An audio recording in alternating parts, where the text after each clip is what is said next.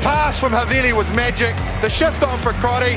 Boom, far down you go, Quackett Smith. Me, oh my, I have enjoyed that. Yes, boy. Sit back, relax, put your belt on, enjoy. Draft Rugby, the game they play online in heaven. Welcome to the Draft Rugby Show, Season 5, Episode 13. This is the Heritage Round of Super Rugby Pacific, and accordingly joining me, we have Nelson repping the Tars Heritage jersey. Nels, how are you? Good, mate. Disrupted week of rugby again, like always, but excited nonetheless. Excellent. And Harry, how about you, mate? How are you doing? Great to be talking footy again. Excited for the round to start, to be honest. I'm a bit stressed about what the Waratahs have put out there, but let's see how it goes. The Reds aren't the same that they used to be, so we should be able to get it over them pretty easy, you'd think. Look, I think we just know it's an easy week. Rest some of your players. Exactly. So feeling very confident, actually. I've just convinced myself. Yeah. Excellent. And you guys know I'm not one to gloat, but how are we all doing in fantasy? Last week we had some big matchups, the week before that. How's our heads-to-heads going on the podcast Mate, so far? If you're not here on the pod, you don't get to talk about the results. Look, all we're talking about so far is round 5. So I think I was against Nabung. I'm 90 points up, but only half of the teams have played because the Aussies and Kiwis have been out. So we can't look further back than that, can we? No, I think talking on the pod, I think you two have played. I think Nelson won that one. Yeah. Nelson and I have played, got the chocolates over Nels. Yes. And this week it's Harry and I, so full circle this week. Big news, but certainly it is annoying, the disrupted fantasy season. But still, hopefully we get 6 games this weekend, and it's adding a bit of spice having different players being injected into the lineups. So speaking of different players getting injected into the lineups, let's just rip straight into it tonight. So for entree, go back and listen to our pod on Monday. That was a quick review of, in the Draft Rugby Show sense of quick review of round 4, actually. We're going into round 6, aren't we? Good. Just stitch me up on the notes here. And for main course, we're just going to rip straight in. Round 6, fixtures coming up. The first game, we've got Moana Pacifica and the Hurricanes. So who wants to jump straight in and take us through that?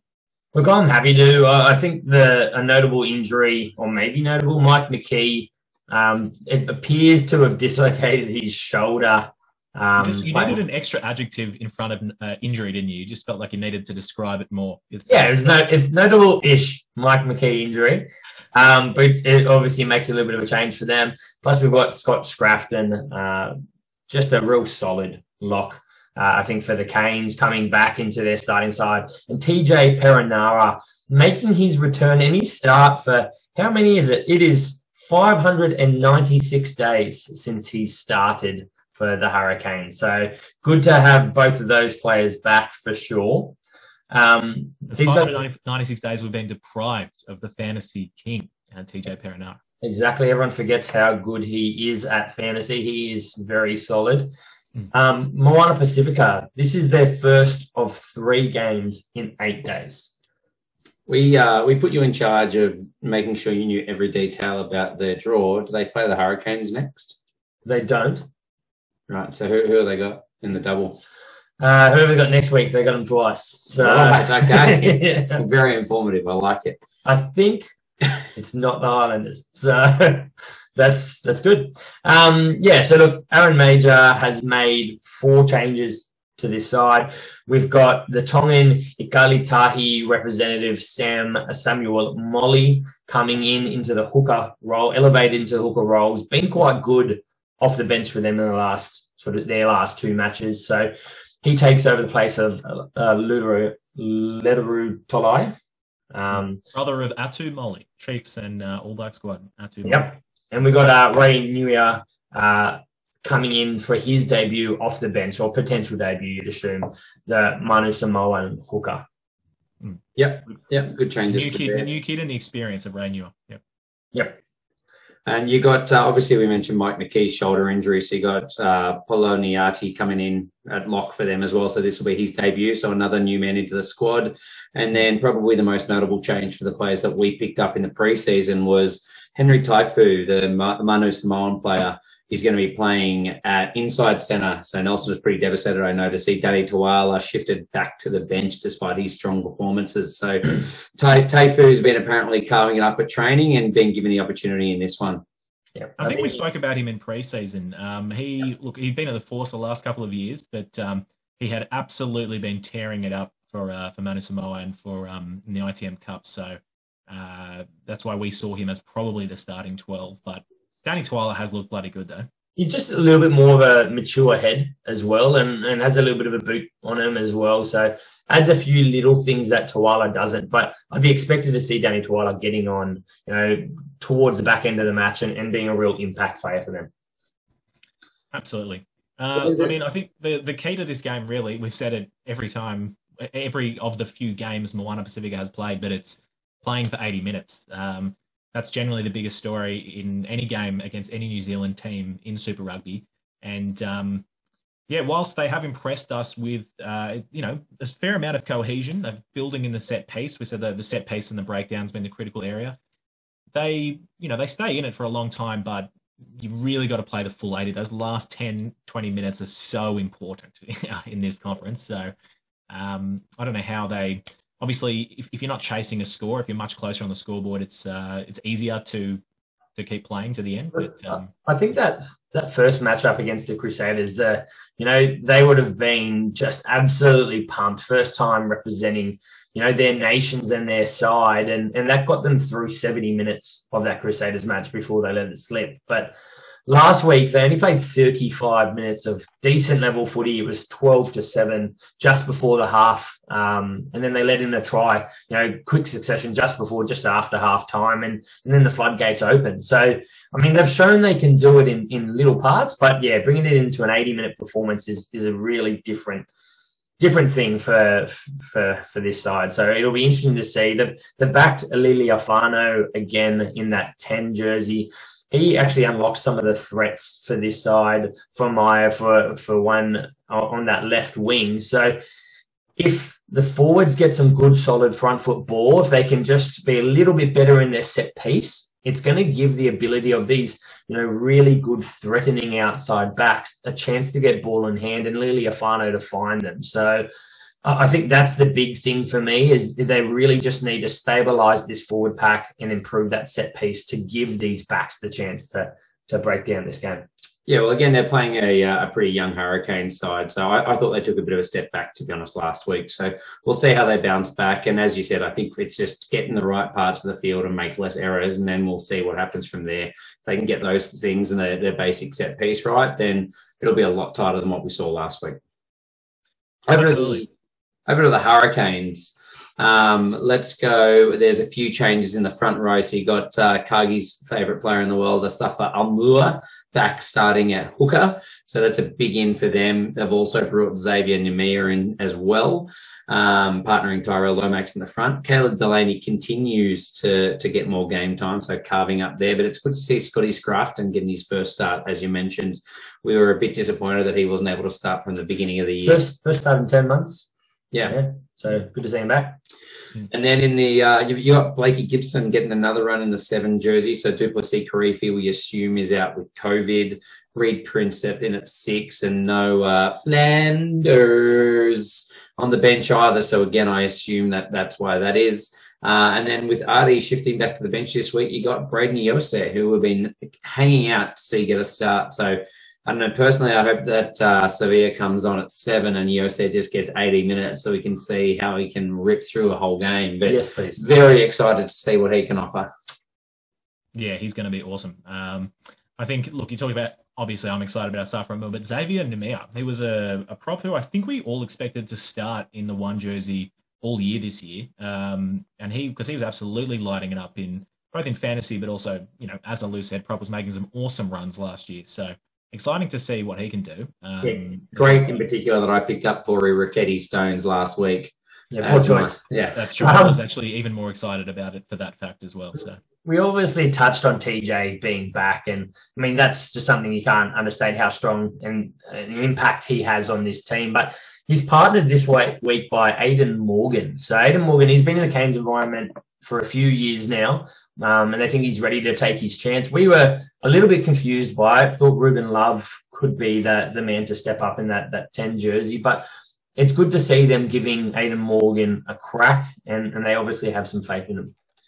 It doesn't make a lot of sense to me, to be honest. Like, when you're a team that does not have a franchise 10 and you're trying to develop two different blokes, why would you then bring your third guy in who's even younger and less developed to try and give him the opportunity? Like, actually maybe try and bed down some confidence in your top two. Jackson Garden-Bishop's played, 2 good games in 21 years of football, and he's their first choice, and Ruben Love's still trying to find his feet at this level. I don't understand it. It makes absolutely no sense to me. Aidan Morgan can be as good as he likes. If they're serious about the other two, I think it's a bad decision. Well, I hope Aidan Morgan does well, and you can see Garden-Bishop out the door, mate. Like, that's the one pro. Yeah, we could just completely rule him out, can't we? But no, I agree. I mean, look, the Crusaders do it better than anyone else, don't they? The factory over there. Fergus Burke, you look at him, he was in the environment for around 2-3 years, completely understands the system.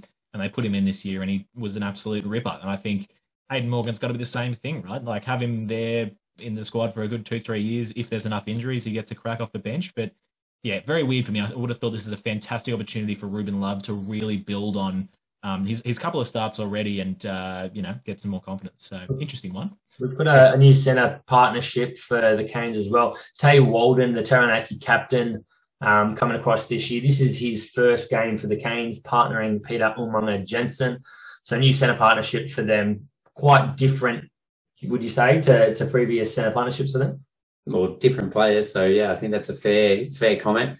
I was just trying to look if they had any kind of relationship, the two players in the MPC, and they don't. So I might attend, sorry. So I guess it's just literally the last two centres standing at this stage. And I've always been happy to say that Tay Walden has never excited me whatsoever, and he's also tiny as well. So when they have such a plethora of awesome other centres, like I'd rather see Julian Severe in at 12, I'd rather see Billy Proctor in there, I'd rather see Balin Sullivan, just anyone really. But they've all got COVID, so they probably all have COVID. So And that is why we have Josh Morby on the wing making his day. Where's old mate Vince Arceau when you need him? You know what I mean? But anyway. Absolutely.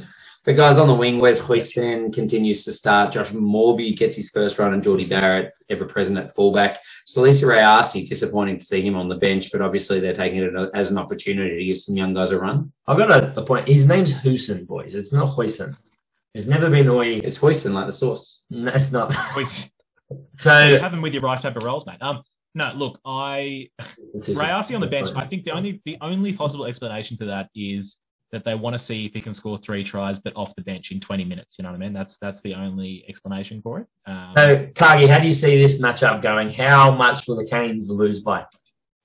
Look, can't really see the Hurricanes losing this one, but I'd love to be proven wrong though. I'd love Moana Pacifica to just absolutely get up. What's your pick, mate? See Tima Fainganuku just eat up Wes Hoisin sauce. No, Canes are going to win this game. I'd probably say 20 points. I mean, look, we mentioned Rayasi, the 5 hour off the bench. They're going to have Fidau, Artie Sevilla, and Rayasi come off the bench. If you want to talk about impact, and talk about Moana Pacifica not playing those last 20 minutes, well, it's going to suck in those last 20 minutes for them. So, yeah, Harry, how do you pick this one? 35 points. Moana Pacifica a step back in the right direction, but still going to be completely outclassed. I'll be splitting that middle. I say 27 for the Canes.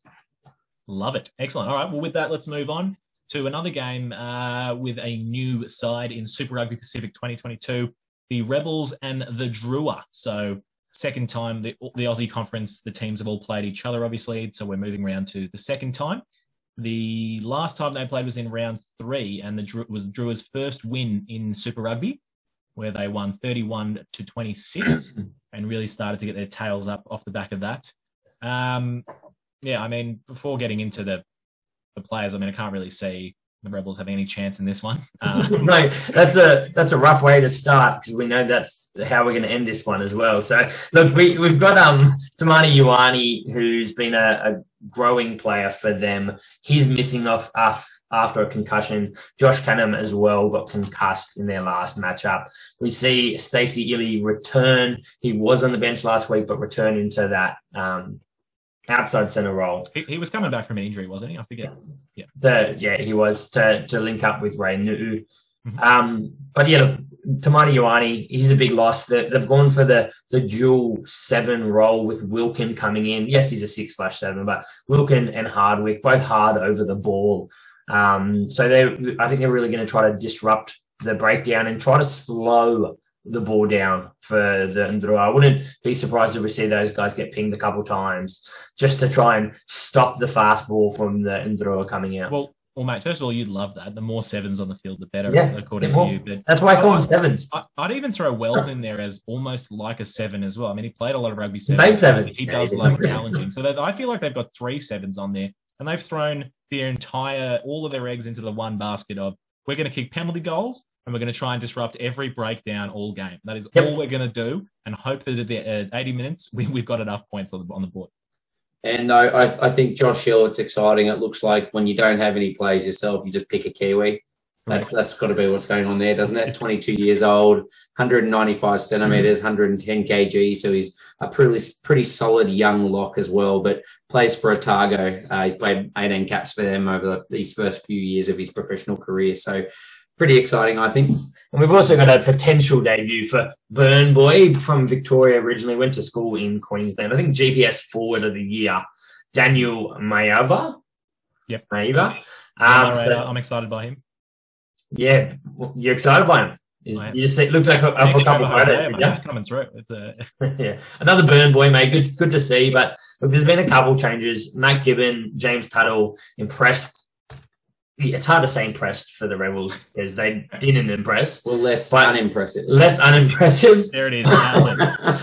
Last week, so they're taking over Cameron Orr and Joe Powell.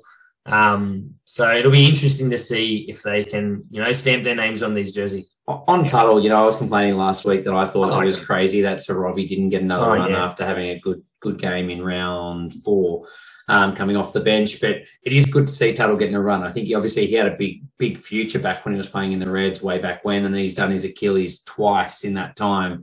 So good for him to get the opportunity. I think he actually is has the potential to be a well-rounded Super Rugby night and can kick goals as well. Yeah. Did you think he was about to say world class? Just the way he was like well-rounded. I was like, well, you're not going to say world class, are you? No, but disappointing that the change in opportunity that again, Sir Robbie just gets shafted out of the 23. So look, I think that boot off Tuttle is going to be an important thing as well. And I wonder if we see him take some kicks at goal. Matamua hasn't necessarily been doing that well kicking at goal. So maybe we do get to see him take a bit of that pressure away from Matamua and Reece Hodge. That's true. They would have won the game last week if they'd kicked 2 more of their goals. But I think apart from Bobby Tuttle's boot, which I've forgotten, he does have an absolute gun boot.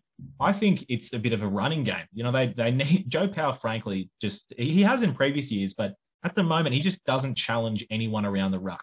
They know he's going to pick it up and he's going to shovel it up. And so, frankly, they need someone to be keeping those players in tight, second-guessing, and hopefully, making some mistakes and getting pinged for penalties. So I think that's why they brought Tuttle in for something different. But yeah. I've got one more last point for the Rebels. I think the Force showed how you can actually beat the Ndrua last week, even though they just scraped in, and it starts with some defence. So the Melbourne Rebels are going to have to learn to defend very quickly. They had 68% tackle success against the Tars, and they had 59% against the Brumbies. If you are not making tackles against the Ndrua, you are going to get slaughtered, because that was one thing Ndrua missed out last week. Just some of their opportunities to convert, field position, ball in hand to tries. They took their points on offer, kicked a couple penalties, but they will tear you apart if you're not making those tackles. So that's something that is going to need to be a big step up for the Rebels. They've only got, look, I'm not 100% sure on this, but they've only got the 2 centres who basically have the most tackle busts in Super Rugby Pacific at the moment, with Rivau and Votter. So, and I mean, I'm sure Hambossi can't be far behind that as well. So, absolutely. If you don't tackle those guys, it's game over. So Yulia Kepa, he has moved across to the tight head. So Tawaki's moved out onto the bench, and Corey Druadua gets his first start since getting that yellow card against the Tars in round 1 in that loose head jersey. So a little bit of a shift around there. We've also got Togi Atama. Is it his debut? It is his debut. Yeah, Yep. he hasn't played yet. I think he played for Counties Manukau in the Mitre 10 as well. He's a 22-year-old hooker. I feel like he's been on the bench before, but maybe he just hasn't. No, unless maybe it was round one, but I thought it was been Ekene, Avere, and Delacoto every week. I'm sure he's been on the bench, but I don't know if he's got on. He might have been very early on, but yeah, Harry's picked the two that have been getting good game time. Just sticking with the locks and back row. They've been two games off the bench. Yeah. Because they've been getting it done for this side. But yeah, one of the big changes, or a change, ex-Melbourne Rebels player. Do you want to run us through a little bit about Ratu, Cargie? Yeah, Kitione Ratu. He's coming in for Jonah Matasiwa, who Matasiwa? Yeah, definitely butchered that. Sorry, Jonah. But sorry, not sorry, because I'm about to say he had an absolute bust game last week. It was his starting debut, but God, he had a shocker. He just kick it out in the full, some terrible forward passes. Just nothing went well for him. So hopefully he can pick it up from there. But they're clearly looking to give everyone a shot at fullback and lock down who's going to be in that fullback jersey. So anyway, sorry, Ratu. Yeah, he's 27 now. He's been in the Rebel squad he was in the Rebel squad for a couple of years after some impressive seasons for the Melbourne Rising. He's been at the Force, and he's now at the Drua. He's a pretty tall boy. He's 6'4". I think he's got a bit of a bit of height to him in that number 15 jersey. So hopefully he can, diffuse some of this kicking that we're probably going to see from the Rebels. And that might be one reason he's there. He's got the ability to take the ball pretty well. But he's someone I'm interested to see just because I've known he's been around for a little while. For sure. And Matt, he's got absolute wheels. And I think look, the stats, I'm sure he's the same height, 6'4", but I would suspect he's probably put on a few more kilos. He'd be in the low 90s, with some more strength and conditioning over the years. So, it could be very exciting to see him.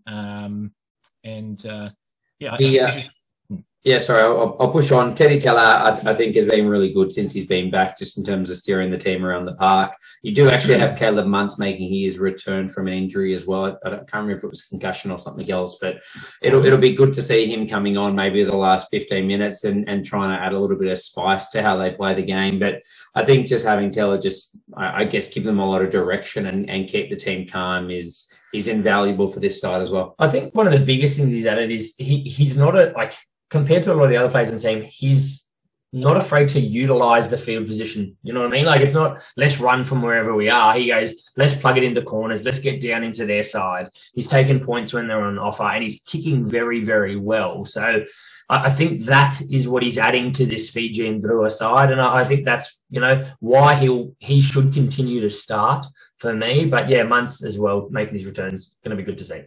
He is absolutely. He's that well-rounded head, with some experience. So he's making good decisions, which is what they need with a very young team. So, look, I think we pretty much nailed all the points. I mean, for the Drua, it's really just they need to keep building on what they were doing. We said they're getting in the review, their set pieces getting better. Last week they just, as we said, didn't turn their opportunities into points, and so this week they'll be really conscious of that, I suppose. But you're saying that we see it going. The Fijian and Drua need to keep doing what they've been doing. The Melbourne Rebels need to stop doing everything they've been doing. Guys, I've got the Drua by 5 again. I've got Drua by 7. I'm going Drua by 10. Wow. Okay. Force versus the Brumbies, boys. We've got the return of Tony Pulu, Kyle Godwin, and Kane Gateka this week. Gateka been out for a few weeks now, so should change up their back row a little bit. You obviously got Noah Lalesio in doubt. I think they said he sprained the inside of his ankle, and they thought he'd be gone for at least a week or two. But then the media came out, and the coach said, we think he's still going to be a chance to play this week. I don't know. I feel like they're no chance. They named the team line up, and lo and behold, he wasn't there. I don't know what the media blurb was that they were saying, trying to convince us. But guys, what do we think? The last time they played round 1, the Brums got up 29-23, and it was probably, I would say, the Force's best performance of the year so far. Yeah, look, I think Iona's he's a serviceable 10, but he's probably not going to add as much as Lolesio. I think that will change them a little bit. I don't know what you're writing in there, but yeah, the thing for the Force are that they scraped out a win last week. They started the season, showing that they can threaten other sides, They just need to, get a bit of that confidence back and start to actually take it to the Brumbies here, because they have a real crack, I think, if they play like they did in round one, to get a win, eke out a win here against the Brumbies. I know it's a big call, but they actually have that potential. They've got, as you said, Kateka back. They've got some excitement on the bench with Pasatoa, Isaac Fines, Lili Owasa, Kahui, Tim Anstey. There is some exciting players on their bench, so that to come on and finish the game out. But we're just going to have to see the likes of Pryor and McIntyre actually step up and control this game early. The reality is this is actually their first choice forward pack, with the exception of Tom Robertson. Every other person there is first choice. They've got Reddy, Holmes, Anstey, Cullen on the bench as well. So that they have a stacked forward pack that we expected was going to kind of, bully a lot of the teams in Australia, and the Brumbies picking probably not their best side. I think it is a real opportunity in that area for them. They've just got to learn how to score points. Yeah, I think Nelson is the eternal optimist for just generally Australian rugby, and even the Force, it shows. Probably the biggest Force fan amongst us. I think round one was their only shot at winning. I can't really remember, but I felt like at the end of that game, you felt like the Force deserved to win that game. But I see absolutely no shot this week, because the Brumbies absolutely have their tails up, mate. 5 wins on the trot. They have only got better and better, and there's absolutely no chance. You mentioned that halves pairing of Pryor and McIntyre. Mate, if the aim is to make the Brumbies fall asleep, then, maybe that's the way to go. But it's a bit of a tragedy, really, seeing the two young Brumbies replacement 10s, Kunzel and Pasatoa, who could be slotting in now for Lolosio out for a week or two over at the Force. Hey, it's even sweeter for them if they can do it for the Force and play, out most of this match. One of them will be on at all points, if not, both of them when Pasatoa comes on. They might be able to get this win over a side that let them both go when they needed them. First of all, that's not happening for sure. But all right, before we get on to the Brumbies, Harry, you just said this is the Force probably first string forward pack. What about, I think we talked about in the review, but Anstey and Stander? I personally think, and I am biased because he's in my fantasy side, but Anstey's got to be a first choice 8 in that team. But well, you say that, but mate, the coach doesn't seem to think so. So that's more what I was going from. So he's on the bench, so and fit. I think the other thing is Bailey Kunzel just needs to start being a bit more effective. But just offering something in attack. We've got Richard Kahui. I know they're saying he's the older statesman and they probably want to give Kunzel some time. I understand that. But the fact that they can't finish points when they've got a pretty solid forward pack, I think it's got to be misfiring from the back line. Look, I'm not going to say it's not Jake McIntyre's fault, but at least if you got Kunzel and Godwin, if you got Kahui and Godwin, they play well together. And then Matiele, Tony Pulu and Strawn, I think there's actually some good combination there. So that's the one thing I would have done. I would think that Kahui deserves to get a start, and arguably Pasatoa. The tricky thing for Kunzel is in the trials he looked very solid, ball in hand, split in the line, but we haven't really seen it in Super Rugby. So this is a chance for him to take it, and if he keeps performing the way he is, I think he might end up back on the bench. So look, the Force, they've got one hope, and it's to get the ball to the wings as quickly as possible to Mataele or Tony Pulu, let them have a crack, and that's about it. But look, let's push. Let's get on the Brumbies. Exciting for me. The Lonergan brothers getting a start. I love Nos Lonergan. Very excited to see him get a crack. And we've got the replacement youngster Billy Pollard, equally as exciting. So that's cool. What do you think? That's just a bit of a change up. I mean, I don't think Falafinga was. Oh, mate, they've been rotating the 4 locks, 4 hookers throughout this year. So it's hard to have one of them on your fantasy side. I've carried Nos Lonergan, I think, from the start, from the initial draft, and he is entirely starting for me. It doesn't matter whoever I have, Nos Lonergan is starting. He's a fantasy footy player, so I'm excited to see him go up against the Force. Count him in for a try or two. Mate, they've bloody opened a brothel. You know what I mean? They're rotating through that many hookers. But I've also brought Scott Seo and Sefo Kautai on as well. So they're obviously rotating their front row a little bit as well. So they've actually given some opportunity there. So we talked about the rotation policy of the hookers, but I think they've seen this as a game where they have to travel over to Western Australia to give a few of their older players a rest as well. The rest of Allan Alaalatoa. Exactly, yeah, and slips, yeah. So the rest of the forward pack are the same. You know, they're unchanged. So some good continuity there. The big in, I guess, is 9 and 10 jersey for the Brums. You've got Ryan Lonergan, who I know the pick and drive boys will be frothing on him starting again this week, and again included in the Wallabies setup 40-man squad. So good to see him get some time.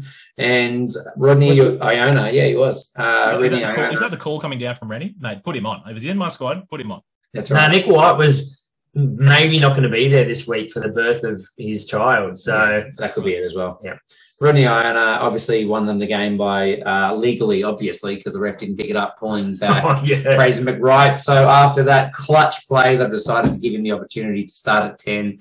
Ira Simonia Katau in the centres, so there's good continuity there. In the back three as well, Muirhead, Wright, Banks. At least they've made minimal changes in the rest of their team. I think it's a pretty good side, albeit with a weekend front row and a 10 that probably doesn't know the system very well. Let's go front row and your halves pairing.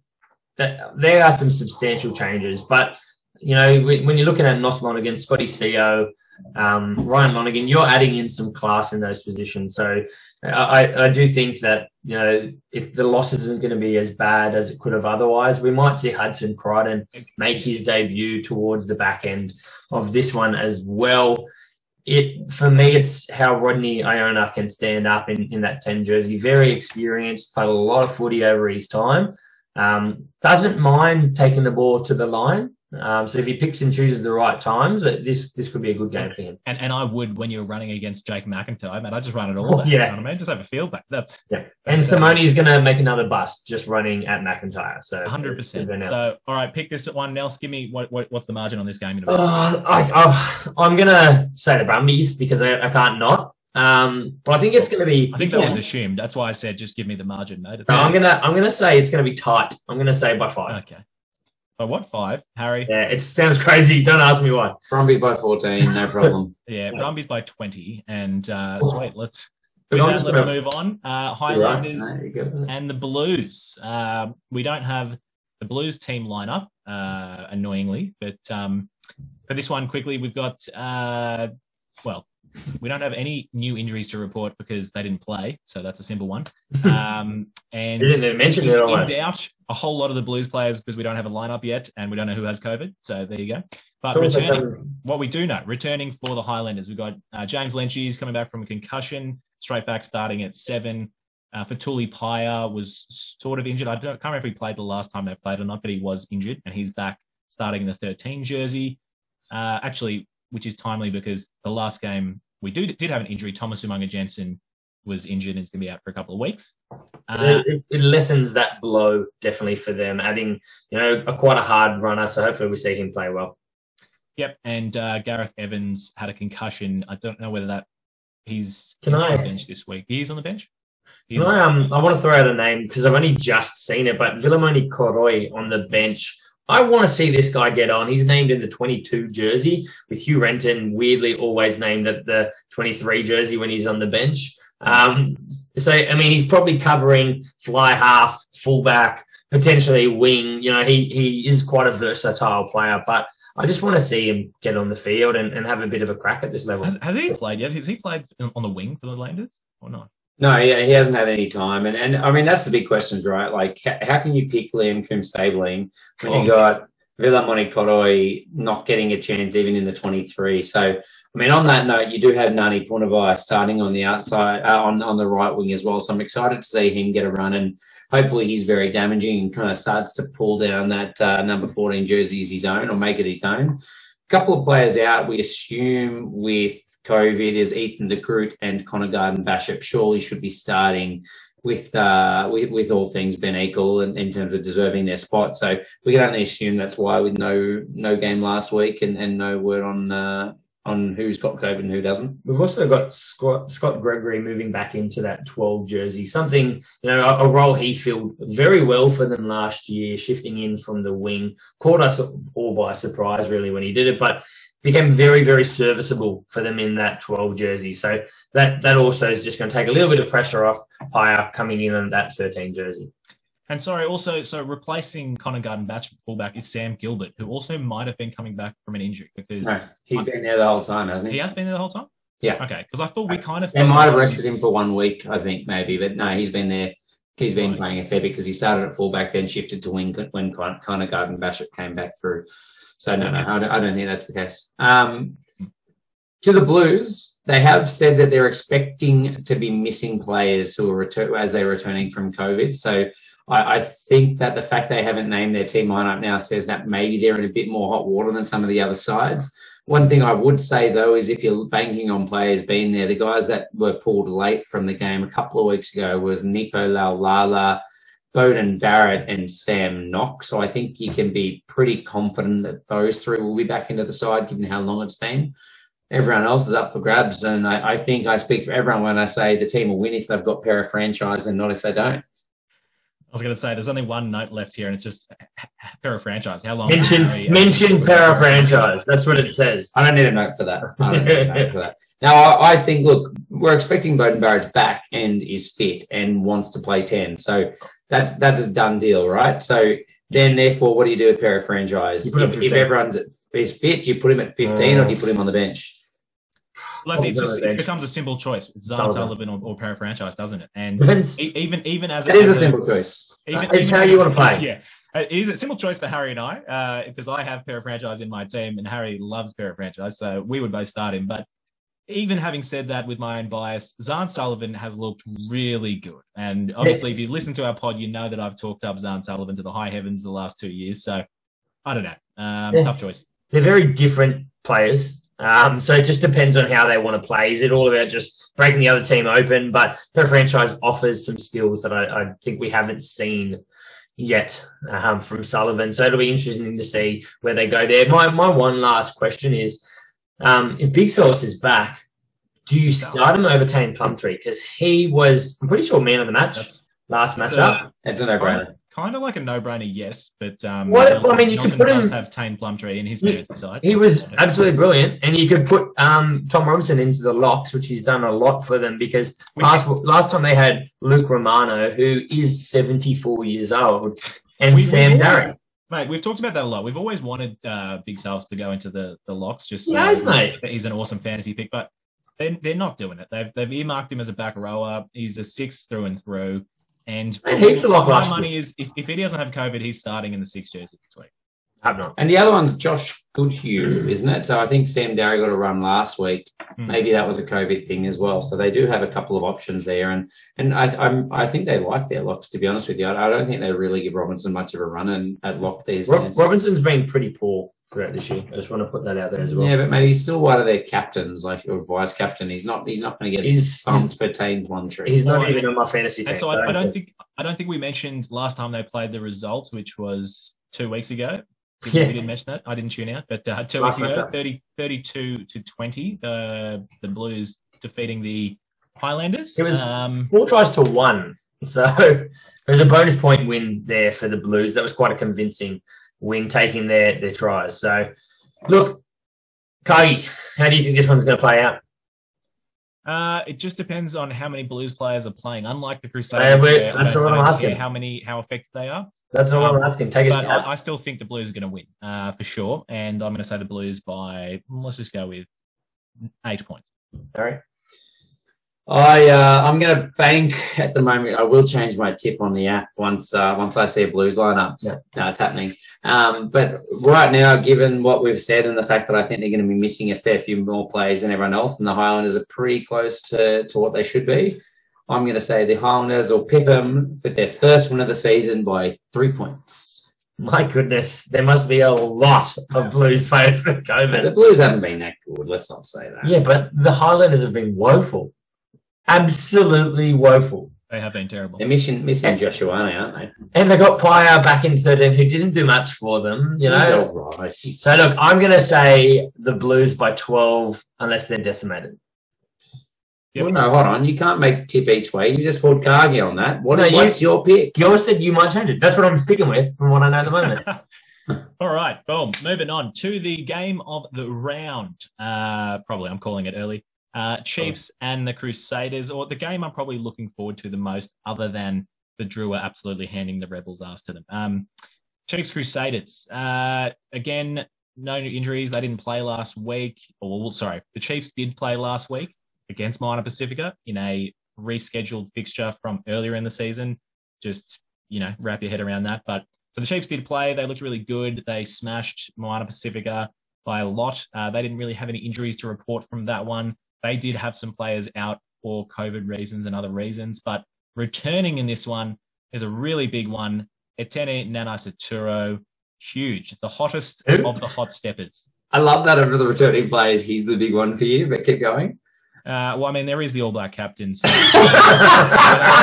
but we've got him here. Stevenson, Takiaho, Angus Tarvau, and Josh Lord. Look, it goes Etene Nanai-Seturo, Takiaho, and some other players are back. Josh Lord, because I've got Asafo Mu in my team this year, I'm less excited about Takiaho as I used to be, and I'm just that excited about Nanai-Seturo because for some reason he hasn't been playing, and he's like the most exciting player to watch.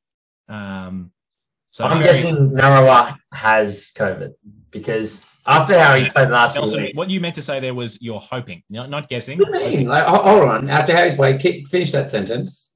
You got to conclude the bloke. Stevenson was the man of the match above him and has had a blinder 2 weeks. And Etene Nanai-Seturo is their first choice winger. So what do you mean? And either that, Etene Nanai-Seturo, throw him at fullback. Bring my boy in. Or put Narawa at fullback. Nelson, even though he's in your fantasy team and not mine, I would back Narawa to be playing fullback. I'm not sure. I mean, Harry's a huge fan of this Caleb Trask to fullback nonsense, quite frankly. But Narawa for mine is the starting fullback in that side. Mate, he lit them up last week, and he did in his last outing before that too. I wouldn't say I'm a huge fan of Caleb Trask at fullback, but I know they like their dual playmaker role with the old kind of Damien McKenzie shadow looming over the team. But look, I think Caleb Trask was excellent last week. Awesome under the high ball, played very well, distributed, set up. I just thought he had a cracker game in his first week back and deserves another start as well. But if we flip back to the forward pack as well, I think the big in for me on this one is Samipeni Finau. So he had his first game off the bench last week, and they've shifted him into the 8 jersey this week. That means that Tupou Vai stays in the 6 jersey, and we mentioned Kane at the open side. So for me, this is probably the big point. What's going to happen moving forward? I think this is probably the last chance for a while that we'll see Tupou Vai at 6. Samipeni Finau will probably rip it up because he's a gun. And then Peter Gus, who's obviously been rested, we assume for COVID reasons this week, will come back into the side and it'll kind of shift the team around. Is that what you guys think as well? Or is this just what they're looking at as a real option for them and Finau's maybe just going to end up as a bench player for them? Finau's still an absolute youngster. Don't get me wrong. He is a bit of a gun, but I certainly don't see him as the starting 6. Obviously, they've got Luke Jacobson out with injury.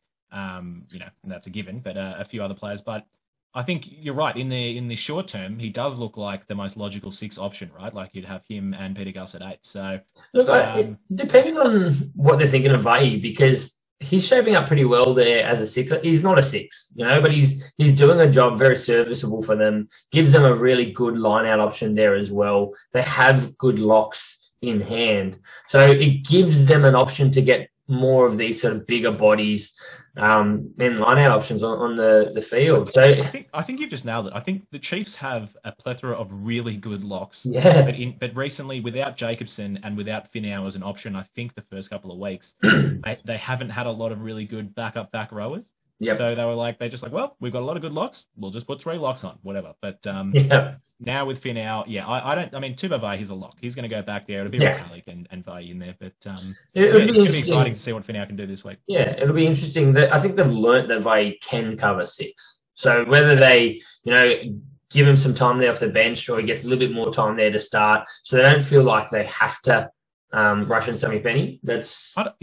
I don't rate this obsession with putting locks in at 6 now. Like Scott Barrett and the All Blacks, things like that. Some of these locks are just locks. All right, Scott Barrett's a lock. Just play them at lock. All right, but Scott Barrett's not a 6. But anyway, it's the PSDT hangover, mate. The bloke was amazing. So now Nick Frost is the next one. Can I ask my other question here? Is Brodie Retallick we thought was going to be? I mean, you guys thought, sorry. Correct. Well, it was going to be the top lock by country mile. He's currently sitting in 11th on form. I think he was going to be the top lock. You guys both were frothing him. Yeah, we're going to be up there. Currently 11th. When's he going to turn into, top lock form? What are we missing? Well, look, I mean, I don't have an answer for you, frankly. He's actually, what, 7th? 1, 2, 3, 4, 5. Yeah, but 7th in total points. You're on total points. Yeah, Yeah, but every lock has played different amounts of games, so I don't think that tells you much. We Well, I got mean, form and it well, tells you had Hooper that played one game, and you had things like that as well. Don't worry about points. Harry's point is that he hasn't exactly smashed the lights out. Yes. Yeah, I don't know. He'll work his way in. You think it's right for him to really step up and play a larger role in the team at the moment with a few less stars in and around, but he's just easing his way back in. Easing his way back in. Look, I think it's almost official now. I thought it was before I dropped shooter Stevenson. Harry didn't think it was, that he is over low on that wing spot. He's been playing well. He's been playing very well, Yeah. and I let him go because I listened to some advice from Harry. Never do it, people. It's not a good thing. Anton Brown missing. We're assuming that sounds like it's COVID as well. Got to be. You'd assume so. Peter Gus rested. How about for the Crusaders? We've got to take this lineup with a grain of salt. Hold on. How have we not had our outrage that we've still got no Luke Jacobson? I thought we did. No, we just said he'll start when he's back. But he should be back, man. He was meant to be back last week. Yeah. He's meant to be back this week. He's still not in the 23. What a stitch up. Yeah. I'm not paying any money, but I want to see him play. Fair. So take this Crusaders lineup with a grain of salt. We've got no Moody, Whitelock, Pablo, Brayden Anwar, with changes expected to happen before Saturday. Who knows? One of those changes could be the game being called off or rescheduled because they have lots of people missing and they said it's close. Mind you, if anyone can play with an entire team missing and still do well, it's the Crusaders. That's it. I said it in the preview. They said 50% of the squad, or 50 or 60% of the squad, has been, affected by COVID over the last week or two. And I'm like, mate, unless it's 80%, you can field, 15, 23 players from your vast academy. Most of this Super Rugby worthy.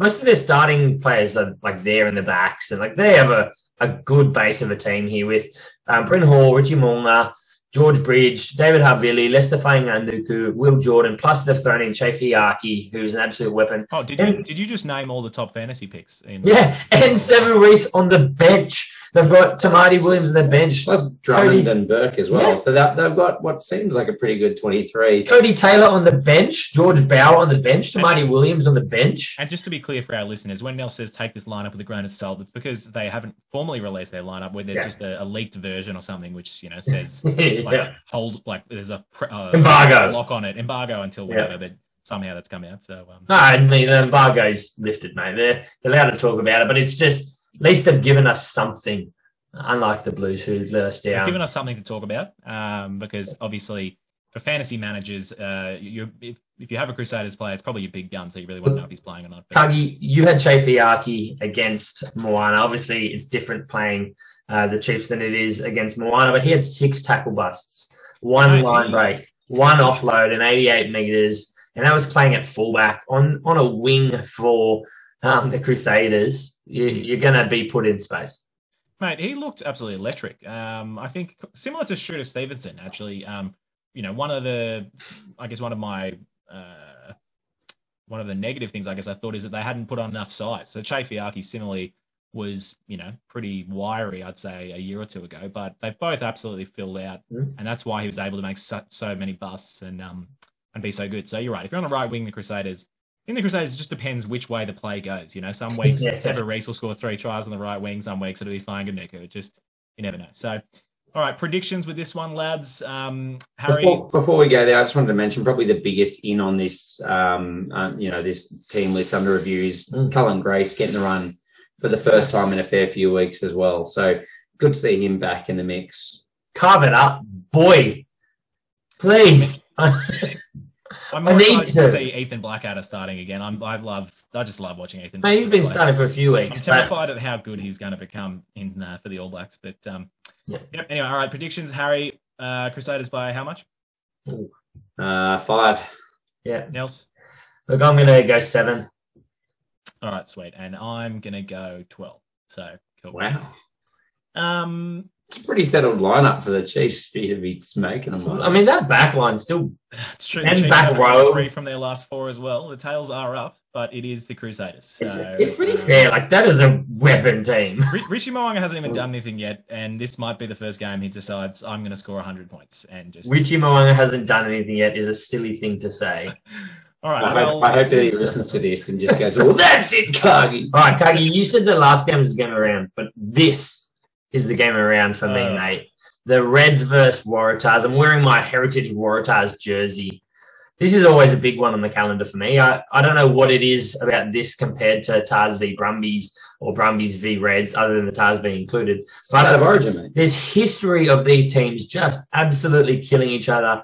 Number sevens bleeding out of their face and having a go and telling the ref, we're just having fun. Like, it's okay. We're both okay with this. And I just want to see that anger again. And the disappointing thing for the Tars is they don't have the anger of Holloway on this starting side. So I hope he brings rage. They don't have the Swinton rage either. Mate, speaking of rage, though, they followed suit with the Rebels, and they've gone for the 7-7 approach here of Charlie Gamble. And we spoke about it in the review. The rage machine, Carlo Tizzano, the little Tassie Devil, mate. I don't know if he's from Tasmania, but he is a Tassie Devil. Oh, mate, he's forced his way, frankly, into the starting side from that coming off the bench last week, where he just came on and absolutely ripped into them. So that was amazing. But Harry, do you want to quickly take us through injuries to report? Yeah, well, Mr. Incredible left the field just before on halftime, very slow because he was having back spasms from just pushing back the entire scrum himself.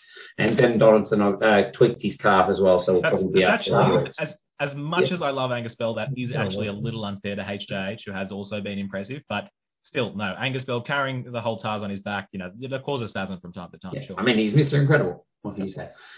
Despite being in complete back spasm, he's still going to come off the bench, though. So I should just throw that in. I'll still start him too. Absolutely, you will. Tate McDermott, though, will be starting. He's probably the big in. I think he's probably a couple of weeks earlier than we originally thought he would be. So rush him back for the Tars because they know the Reds are up against it. Last time they played, it was 20-16 in the rain at Leichhardt, and I thought it was one of those games where we just should have won, and we didn't get away with it. But well done to the Reds. We let Horden throw a line out. Yeah. If Horden's on, can we get back into the old days where you let a winger throw the ball in? No one need to ask. He's tall enough; he could just basically reach to our jumper. Don't let Horden throw. We're all saying that Coach Coleman loves Mahe Vailanu from the Guillotines last year, mate. Let him play. Get him on there on the bench. Give him a crack. He can throw a line out straight too. He didn't do it very well. Well, Horden. Last time, this fixture in round 2, I think it was. Was it round 2? Yeah, round 2. That was the last time we saw Dungvinu as well in 2022. Could be the last time we ever see him the way we're going at the moment. Can he sign to the Tars?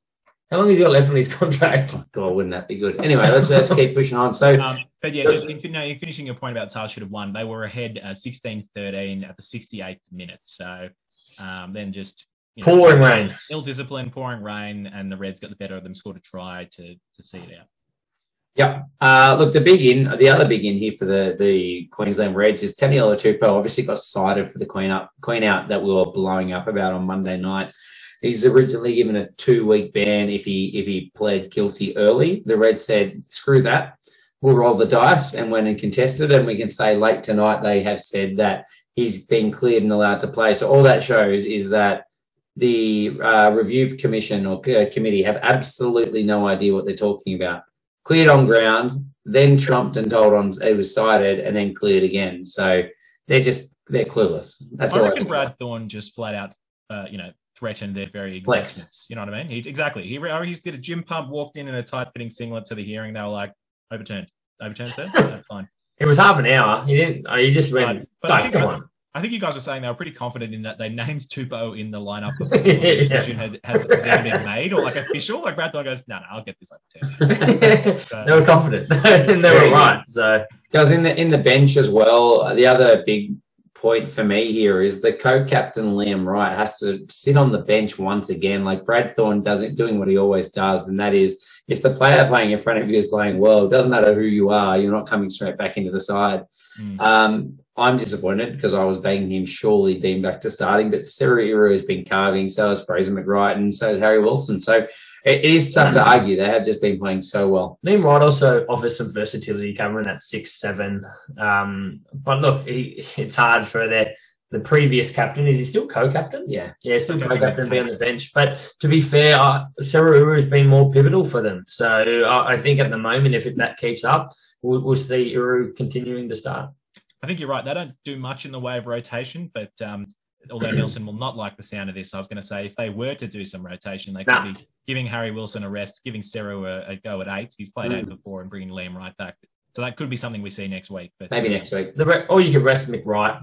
No, I can't do that. Pushing on the Tars, we've got Tara Faulkner starting at loose head. So we talked about Angus Bell getting a rest coming off the bench. It's a little bit sad because we don't get that battle straight off the bat of Angus Bell versus Taniela Tupou in scrum time. And that is some mouth-watering stuff there. But Tupou will probably play the full 80 anyway. So when Bell does come on, we'll see them go head-to-head. The Tars have kind of been they're that confident, as Nelson said earlier, they are kind of resting some players off the bench. So Jed Holloway was captaining last week, been playing extremely well. He's coming off the bench, which is interesting one. So who do we have starting? We've got Cridge and we've got Hugh Sinclair, mate. Have we seen who's named captain for this game? There is no captain. God, it better not be Alex Newsom. Yeah. It could be Porecki. If I had to put my money on someone, surely he's the guy. Could be. Who knows? Yeah, just keep leaving mine. Look, the other sort of significant changes, obviously we talked about that dual flanker role with Tizzano and Gamble, whether they play left, right, or they play loose and blind. I'm not too sure. I just back left, right for me. We've got Tayne Edmond coming in at 10. He is an exciting player. I know we haven't seen as much of him to like him as much as Donaldson and Harrison, but I really rate that we've left Will Harrison at 15, giving him time to continue to evolve his game there and put Tayne Edmond at 10 over that injury for Ben Donaldson. So we'll see Will Harrison slot in a lot like we have in the last few weeks to take a bit of pressure off Edmond. But Edmond is an exciting player. And he's a relatively big body as well. So I'm excited to see him get a crack at that 10 jersey from the starting side. Serious question. Clearly the Waratahs have to bash up the Reds if there's any chance of winning this. Taking Jed Holloway out of the side, having Sinclair at 4, but then having Gamble and Tizzano double teaming in the flankers, is that enough muscle to actually trouble the Reds or not? I think that there's got to be something there to that Holloway one for me. I think they've decided they're going to give Angus Bell a bit of a break. But Parisi's not playing either. So, I mean, there is a fair bit of this chat at the start of the week where they were saying they're going to rest a few players. So I think it's rotation. But it could be resting players because of, little niggles they've got, other things like that. Because I think Jed Holloway has gone down a few times in the last few weeks and ended up getting back up and playing on. Angus Bell came off at half time. So maybe there are just little kind of niggles and they don't want to throw these guys in from the starting side, bring them on a little bit later so you can still use them if needed. It is true. I'm surprised that the old man, Jamie Roberts, who's, I don't know, got to be getting close to his 40s, was opted for this game to start in because, yes, he's going to run at Hamish Stewart, who is a great tackler, but he's going to, get through that. But I would have thought the threat of being absolutely, put into early aged care by Hunter Paisami would have been enough for him to say, no, look, maybe next week, boys. Next week I'll start. Don't you just want to see Parisi and Hunter Paisami running at each other? Absolutely. That's what we want to see. That's true. There are two narratives in this game. We've been Paisami, Parisi, and Angus Bell, Tupou, really. And look, the other one is I reckon Gamble and Tizzano might just end up running into each other. That's very possible. But my only other question, boys, was you got Dylan Peach and Tristan Riley on the bench. Where is James Ram? Yeah, he can't. We almost got all of our wishes answered, didn't we? So we discussed about Tayne Edmond or Harrison on Monday, and we said as long as we get Mark Nawangani on the field, we're happy men. But we wanted him and James Ram on the left wing. Get rid of Newsom, sit down, son. But don't know where James Ram is. No idea. Guys, the only point you said the name. The only one when I saw this team, and I was so disappointed by a few different calls. The only point I wanted to focus on was Mark Nawangani getting his first start of the season in the 14 jersey. And the big point is here now, Dungunu is Nelson's third pick, I think, overall pick. is it time you drop Dungunu for the hope that is Mark Nwanganitawase? Because if he has a cracker in attack, he might just hold his jersey for the rest of the year, and we all know he's a fantasy legend when he's on form. The concerning thing about it was I had them both in my initial draft, and I had to drop Nwanganitawase because they gave him no time. Now, Dungunu is a very, very tough thing to drop out of your team, and I've been holding him, and who knows, if I drink a couple beers before we do our draft tomorrow night, it could well happen. Name another Waratahs winger who has scored 2 tries against the Crusaders on debut. Yeah, exactly. But look, you can only have one Fijian attacking weapon who loves to throw the ball sillily out and to the wrong person and all this stuff, but can break open a side. And I can't have Dungunu and Nwanganitawase, so it's only going to be one of them. So you get Marky. I love it. And look, my last one, where the feck is Raboni? Raboni was meant to, Warren Vasoutha was meant to be here for round 5, then they pushed it back to round 6 because he hadn't recovered for his hip. I'm assuming that the physio is not just saying, all right, one more week. Like, he should be around, in which case, why isn't he starting? They don't have a 6. Why is Raboni, who have been hanging out for so long to see, not in the team? Or at least, actually, I was about to say, or at least on the bench, because obviously Will Harris has been playing the house down. But as soon as I thought about who's on the bench, Langy Gleeson's actually been awesome. I've been very excited by Langy Gleeson. I wouldn't even mind seeing him get a start at 6, to be honest with you. But I agree. Like, we were very excited about Raboni at the start of this year, and we just haven't even seen him. Something's up there, and hopefully we'll see him soon. But this is the week you'd think you'd wanted to see him. But look, the dual 7 role, again, is always a good decision. The more 7s, the better. So I'll back it. Both these players. You want them to put him on at centre like he played for the Sunwolves, mate. And we get 3 when Hooper comes back, he can play 12. It's true. All right, tips. Look, mate, I'll go first in this one. I've been putting you guys on the spot.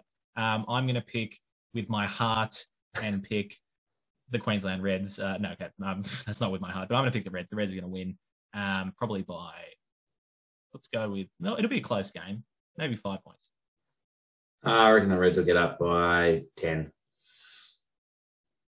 Someone's going to... With my heart just made me bring the score down, Harry. That's all I was prepared to do. Someone's going to live on the edge, boys. Someone's going to live on the edge. I'm going to say the Tars. Just because someone has to do it, right? Yes, someone does have to do it. Okay. I'm wearing a Tars jersey. Mark Nwanganitawase to get an intercept full field try from a really shonky pass from whoever the reserve halfback is for the Reds, because Tait's going to go down early because he's a bit tired. So that's some detail, and you just wait to see it happen, boys. I can't wait to see that happen. Guys, now that we've finished the main course, where do we go, Craigs? I believe that means it's time for a bit of dessert. Desserto. Is it brought to you by any vegan ice cream? Any plant-based? No. It's brought to you by spring water, all right? We're nice and healthy at the moment. No ice cream. Brand spring water. So, Matt, if we got it sponsored by Woolworths, I'd be pretty stoked. That would be really good. It would be. But, guys, dessert, we don't. What are we going to do for dessert? We don't really have dessert. I mean, we've just decided this is where we get to shit talk at the moment because it's more fun. So we're airing grievances, and have we got a grievance?